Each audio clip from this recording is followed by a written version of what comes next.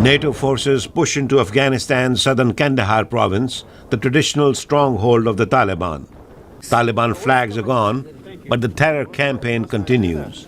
NATO and Afghan forces come under attack in the early hours last week at a development project they are protecting. The firefight lasts more than an hour, with the troops under fire from mortars and rocket-propelled grenades.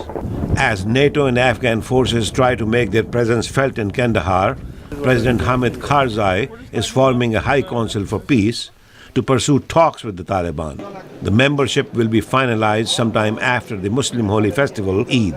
We must begin to re-examine whether we're doing everything correctly, whether we're doing the right things, and whether we are having the support of the Afghan people or whether that support is declining. The idea for a peace council was formally approved by a traditional gathering or jirga attended by about 1,600 Afghan leaders and tribal elders in the capital Kabul in June.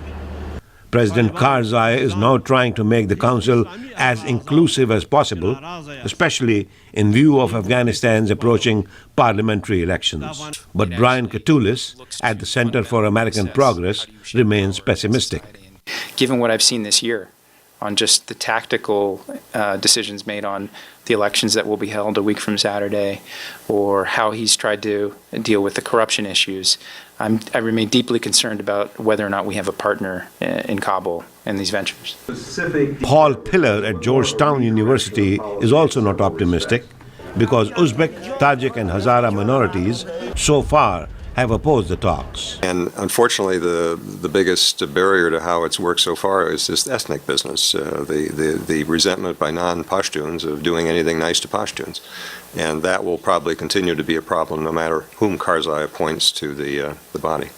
Taliban leaders so far have rejected the idea of reconciliation until foreign troops have left the country. And Gulbuddin Hekmatyar, who heads an opposition group known as the Hezb-e-Islami, dismisses the peace initiative as a government move to deceive the people. But Shuja Nawaz at the Atlantic Council says Mr. Karzai is trying hard and a lot will depend on next week's elections. If it is properly conducted, will certainly give him much more credibility on the political scene so that when he speaks it will be with much more authority.